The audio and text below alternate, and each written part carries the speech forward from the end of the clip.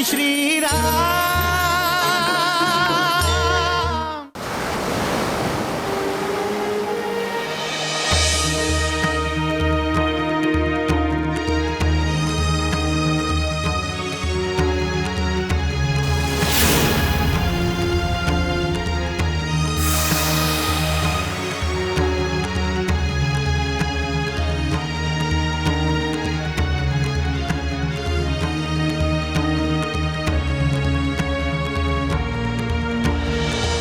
भैया, समय बीतत जा रहल बा और हमने अभी तक सिर्फ यह सोच रहल बानी कि यह समुद्र के कैसे लांघल जाए। लक्ष्मण, कहल जाला कि समय बीते के साथ साथ शोक भी बीत जाला, परंतु हमार शोक सीता के ना देखे के कारण दिन प्रतिदिन बढ़त जा रहल बा। दुष्ट रावण सीता के जीवित रखे खातिर जौन अवधि नियत कैले बा उ बीतत जा रहल बा लक्ष्मण। यही से हम बेचैन हो रहल बानी। उस समय कब आई लक्ष्मण जब हम शत्रु के परास्त करके सीता के देख पाए।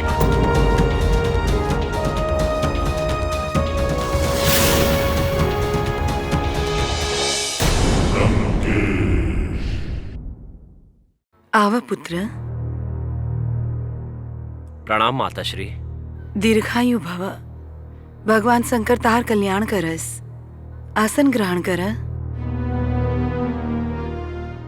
माँ, रहुआ से मार्गदर्शन के आशा लेके आयल बानी।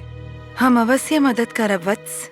भ्राता श्री महाराज रावण हमरा के देश निकाला दे देले बाड़े माँ। काहे? माँ, हम उनकर नीति से सहमत नहीं की।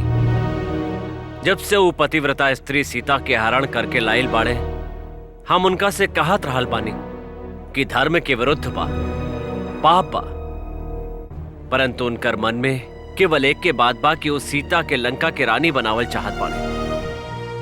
अब तक कदाचित रउआ भी समाचार प्राप्त हो गई हो कि माँ कि श्री राम महाबली बाली के भाई सुग्रीव के सेना के साथे लंका की ओर आ रहल बाड़े। माँ, हम ही युद्ध नहीं की चाहत। हम भ्राताश्री के समझावे के प्रयास भी कैले रहे कि जिनकर दूत हनुमान अकेले लंका के जला के राख कर सकेला, जब वो स्वयं सेना लेके आई हैं, तो लंका के विनाश हो जाए। फिर पता ना माँ, उनका अहंकार उनका पे सवार बा, जौन उनका के झुके नहीं खेदेत। माँ, यदि युद्ध भइल त लंका के विनाश निश्चित बा। हम भ्राताश्री के समझाइली त जानत बानी माँ का जवाब देले। भरल सभा में वो अपन पैर से ठोकर मार के हमरा के लंका से निकल जाए के काले। माँ, एह तरह लंका के युद्ध संकट में डाल के चल जाए से का हम देशद्रोही ना कहल जाए, परंतु हमार मित्र लोग के राय बा कि हम श्री राम से जाके मिली और उनका राय अच्छा बा, परंतु तू ये भूल रहल बाड़ा कि तू उनकर शत्रु के भाई हवा। हो सकेला हुआ गईला पर उ तरह से उहे व्यवहार करस जो एगो शत्रु के साथे करे के चाही। तरहुए बताएं, हमरा खातिर कौन मार्ग उचित रही? बलिदान। बलिदान? हाँ पुत्र, बलिदान के भावना से श्री राम के सम्मुख जा। यदि उ शत्रु समझ के ताहार वध करत बाड़े तो समझ लिया कि लंका के निर्दोष प्रजा के बचावे खातिर तो अपन जीवन के बलिदान कर देला।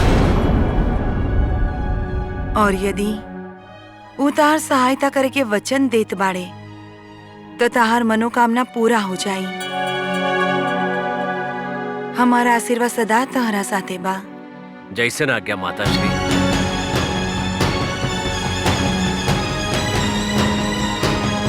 यशस्वी भवा। ई का कहनी रउआ स्वामी? देवर जी के लंका छोड़े खातिर का देनी?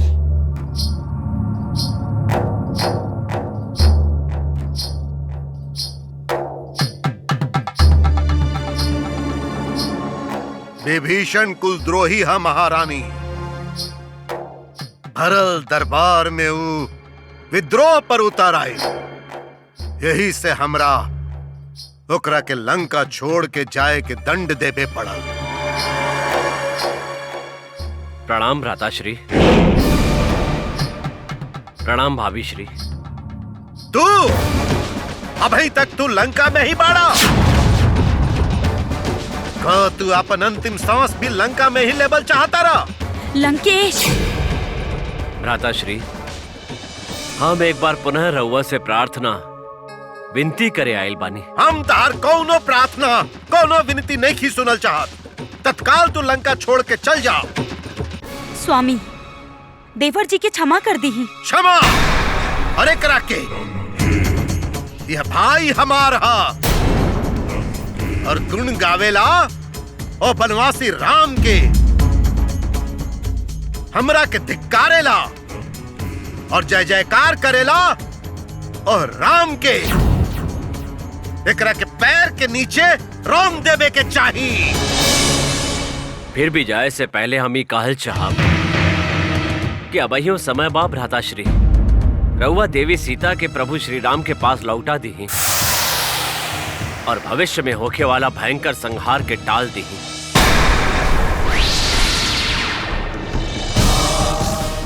कुलद्रोही विभीषण! स्वामी!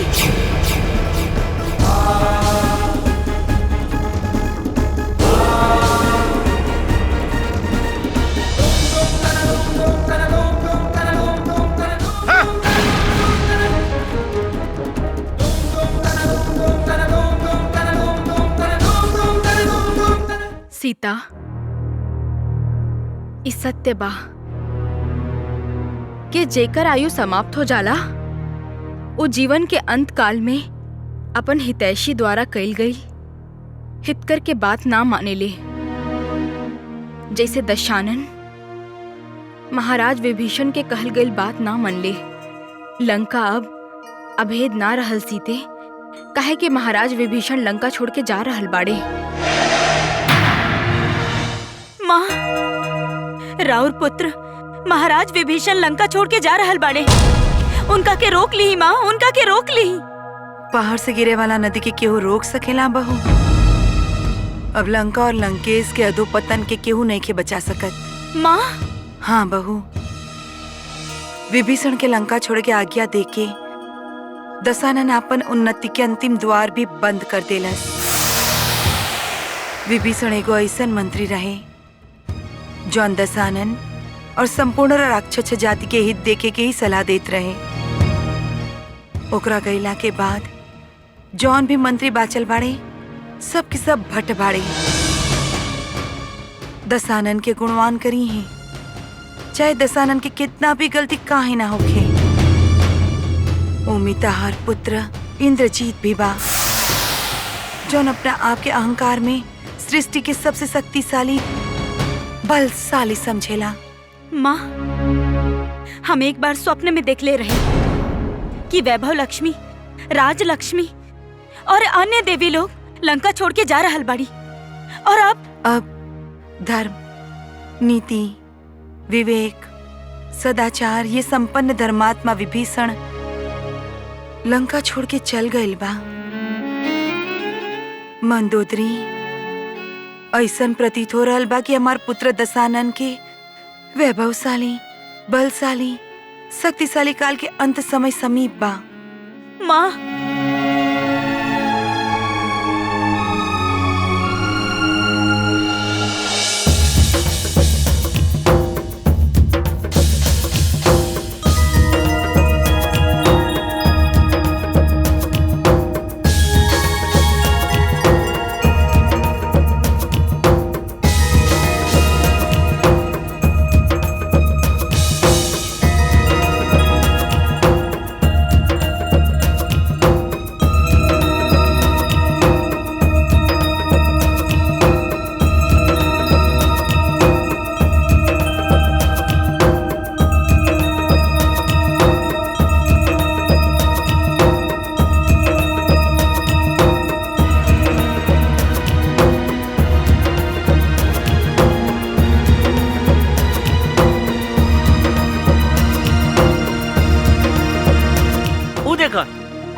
आकाश मार्ग से केहू आ रहल बा।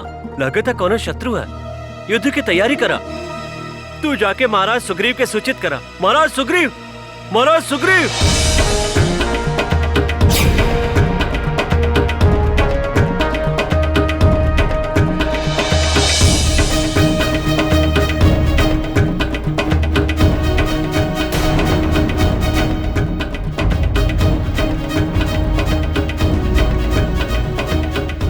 यदि वो नीचे उतर ले तो सबके मार दिया जाए।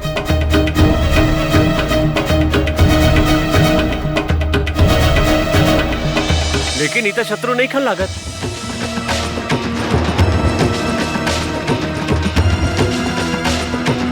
प्रणाम।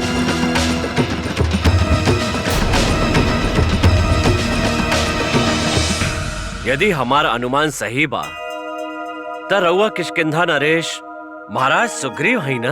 तहार अनुमान ठीक बा। अब आपन परिचय दा। के हवा तू और कहां से आइल बाड़ा? सब सत्य कहिया। हम जे भी कहिला केवल सत्य ही कहिला। हम लंकापति रावण के छोट भाई विभीषण हैं।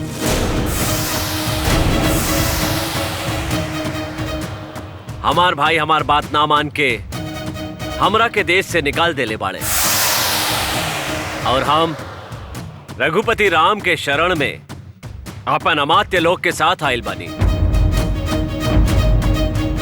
तू लंकापति रावण के भाई हवा? जी, हम उनकर छोट भाई। राउर कवन बात तुहार भाई लंकेश ना मान ले? जब से वो देवी सीता के हरण करके लंका में लाइल बाड़े तब से हमनी दोनों में मतभेद बा। हम बार बार उनका से आग्रह करत रहनी कि देवी सीता के सम्मान पूर्वक भगवान राम के लौटा के उनका से क्षमा मांग ली,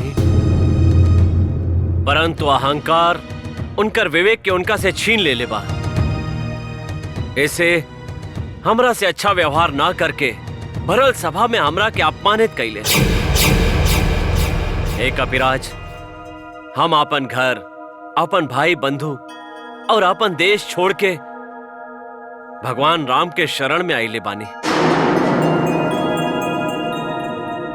हमरा के उनका दर्शन करवा दी। ठीक बा,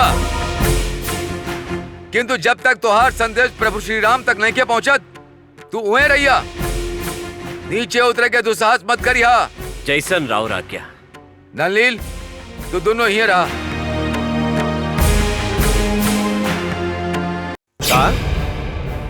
अपना आपके रावण के छोट भाई कहा था? हाँ सौमित्र, वेशभूषा से तो राज परिवार के लगा था, परंतु शत्रु के भाई है और प्रभु श्री राम के शरण में आवल चाहता। रघुनंदन, आगे जैसन रउआ उचित समझी। रउआ सभी के कार आए बा।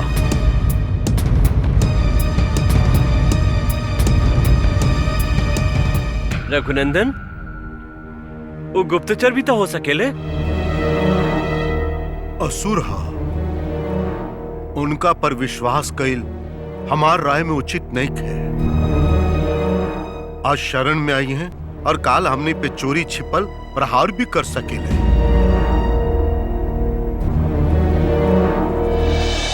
वानर राज, कपटी लोग प्राय प्रकार सामने ना आवे। वो अपन नाम का बतौले? विभीषण। का विभीषण आइल बाड़े? तू तो ऐसे प्रसन्न हो रहल बाड़ा हनुमान, जैसे तहार मन चाहा हो गई होके। परंतु अकेले नहीं खे, ओकरा साथे 4 गो शस्त्रधारी भी बाड़े।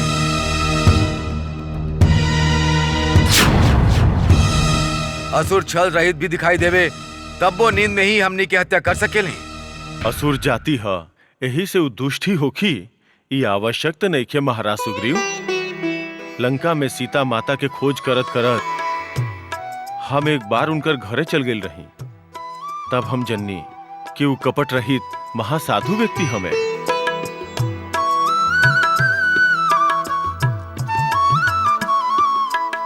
प्रभु, वो राउर परम भक्त हमें, अति उत्तम व्यक्ति हमें और वो राउर शरण में आइल बाड़े।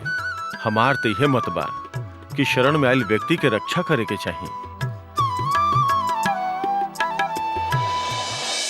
प्रभु श्री राम, ई बात तो अब तक सब लंकावासी जान चुकल होखी है कि प्रभु श्री राम के सेना समुद्र के ओह पार पहुंच गई बा। ए समय विभीषण के अपन भाई के शत्रु के शरण में आवल मन में संदेह त अवश्य लावता। जौन संकट के समय में अपन भाई के साथ छोड़ देवे, ओकरा पे तनिक सोच विचार करके ही विश्वास करे के चाहिए भैया। भरत, लक्ष्मण और शत्रुघ्न जैसन भाई संसार तका तीनों लोक में ना मिले हैं। अतः उनकर मापदंड से सबके नाम आपल जा सकेला। वानर राज, रउआ सबके विचार सुने के बाद अब हम अपन मत आप सबके सामने रखतानी। ओकरा पश्चात ही निर्णय होगी।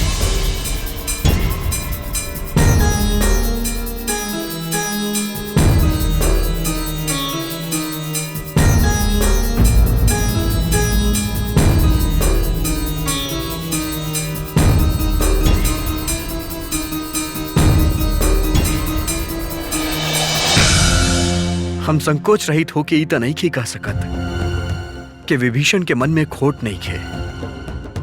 बुरा भाव भी ओकरा मन में हो सकेला, परंतु आश्रित स्वान होके या चांडाल, एगो राजा के कर्तव्य होखेला कि वो ओकर रक्षा करे।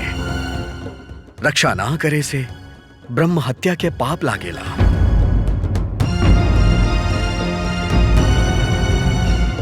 रक्षा करे से अश्वमेघ यज्ञ जैसन पुण्य प्राप्त होखेला।